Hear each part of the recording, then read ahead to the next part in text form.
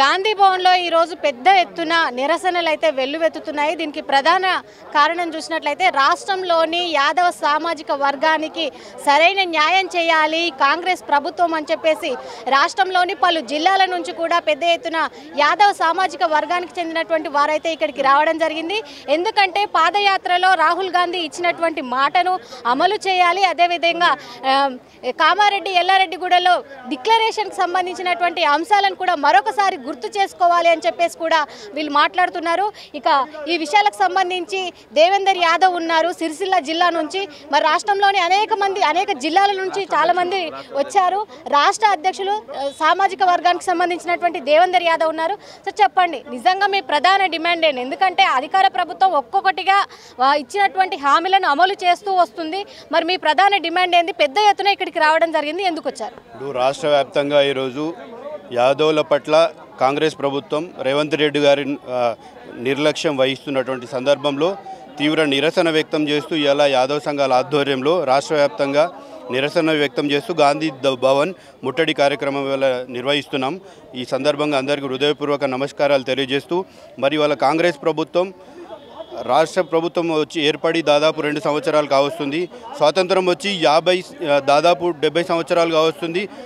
70 సంవత్సరాలలో ప్రతిసారి ఉమ్మడి ఆంధ్రప్రదేశ్లో మంత్రి పదవి ఉండే, తెలంగాణ రాష్ట్రం ఏర్పడ్డ తర్వాత కూడా 2 టర్ములు మంత్రి పదవి ఇచ్చారు. దాంట్లో భాగంగానే మరి ఈ ప్రభుత్వం ఏర్పడి 2 సంవత్సరాలు కావస్తుంది. యాదవుల పట్ల నిర్లక్ష్యం వహిస్తూ మరి 2 లక్షల యూనిట్లను ఇస్తా అన్నారు. కార్పొరేషన్ జీవో ఇచ్చిర్రు, కార్పొరేషన్ చైర్మన్ చేయలేదు, డైరెక్టర్లను నియమించలేదు, ఎక్కడ కూడా ఎమ్మెల్యేను ఒకరిని గెలిపించుకొని మంత్రి పదవి ఇవ్వలేదు. అలాగే కార్పొరేషన్లలో కానీ తర్వాత కార్పొరేషన్ కనుక ఇచ్చినట్టయితే మా విద్యా ఉద్యోగాల అవకాశాల్లో రిజర్వేషన్లు పాటిస్తూ కొన్ని చిన్న పరిశ్రమలు పెట్టుకుంటారు. మరి వెంటనే రేవంత్ రెడ్డి గారి ప్రభుత్వం మేము డిమాండ్ చేయడం ఏంటంటే మంత్రిత్వ శాఖలో ఇప్పుడు 3 మంత్రి పదవులు ఉన్నాయి కాబట్టి వెంటనే యాదవ గొల్ల కుర్మలకు సంబంధించి ఎవరినైనా ఎమ్మెల్సీ ఇచ్చైనా సరే మంత్రిని చేయాలని డిమాండ్ చేస్తున్నాం. అదేవిధంగా కార్పొరేషన్కు చైర్మన్ డైరెక్టర్లు నియమించి 5,000 కోట్ల రూపాయలు వెంటనే బడ్జెట్లో కేటాయించాలని డిమాండ్ చేస్తూ ఉన్నాం. రాష్ట్ర వ్యాప్తంగా మరి వాళ్ళ స్థానిక సంస్థాగత ఎన్నికలలో కూడా పీసీసీ కార్యవర్గంలో కూడా వాళ్ళకు యాదవులకు పెద్దగా ప్రాతినిధ్యం లేదు. 1-2 ఉపాధ్యక్ష పదవులు ఇచ్చారు. మేము ఇదే జిల్లాల వ్యాప్తంగా కూడా 8 జిల్లా అధ్యక్షులను గొల్ల కుర్మలను నియమించాలని కాంగ్రెస్ మీద ఉన్నటువంటి నమ్మకంతో మీరు కాంగ్రెస్ అధికారంలోకి రావాలని చెప్పేసి ఓట్లేశారు.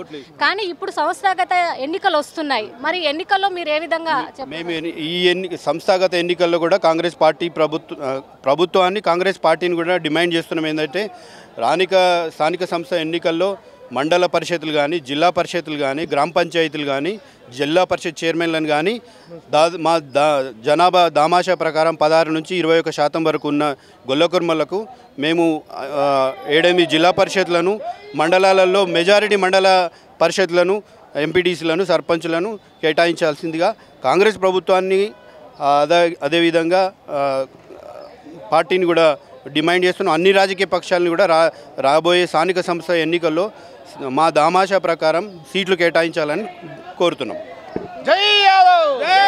వచ్చేటువంటి లోకల్ బాడీ ఎన్నికల్లో కూడా యాదవ సామాజిక వర్గానికి సంబంధించినటువంటి అంటే తామాషా ప్రకారం మాకు అవకాశం కల్పించాలి. అదేవిధంగా ఎన్నికల ప్రచారంలో ఇచ్చినటువంటి మాటను కూడా అమలు చేయాలి. అటు కార్పొరేషన్ చైర్మన్ లేదు యాదవ సామాజిక వర్గానికి సంబంధించి. ఎందుకంటే మాకు ఇక్కడ ఉమ్మడి ఆంధ్రప్రదేశ్లో ఉన్నప్పుడు కానీ, బీఆర్ఎస్ 10 ఏళ్ల పాలన ఉన్నప్పుడు కానీ అన్నిసార్లు మాకు మంత్రి పదవికి అవకాశం ఇచ్చారు. కానీ ఇప్పుడు కాంగ్రెస్ ఏర్పడినప్పటి నుంచి కూడా ఇప్పటి వరకు యాదవ సామాజిక వర్గానికి సంబంధించినటువంటి ఎలాంటి హక్కులను కావచ్చు, వాళ్ళకి ఇచ్చినటువంటి మాటను కానీ ప్రభుత్వం నిలబెట్టుకోలేకపోయింది. ఇప్పుడు వచ్చేటువంటి ఒకవేళ ఇప్పుడు మేము అడిగినటువంటి డిమాండ్లను కూడా నెరవేర్చకపోతే వచ్చేటువంటి సంస్థాగత ఎన్నికల్లో మా సత్తా ఏంటో చూపిస్తామంటున్నారు యాదవ సామాజిక వర్గ సభ్యులు.